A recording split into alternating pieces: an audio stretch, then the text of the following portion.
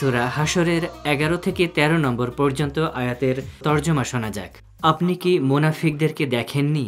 তারা আহলে কিতাবের কাফের ভাইদের বলে, তোমরা যদি বহিষ্কৃত হও আমরা অবশ্যই তোমাদের সাথে দেশত্যাগী হব এবং আমরা তোমাদের ক্ষতির ব্যাপারে কখনো কারো কথা মানব না, এবং যদি তোমরা আক্রান্ত হও আমরা অবশ্যই তোমাদেরকে সাহায্য করব।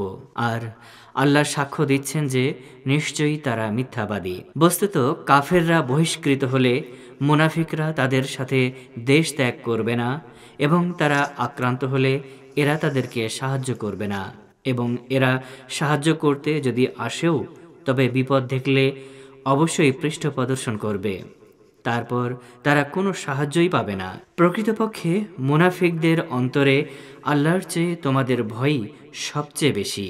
এটা এজন্যে যে এরা এক বিবেক বুদ্ধিহীন সম্প্রদায়।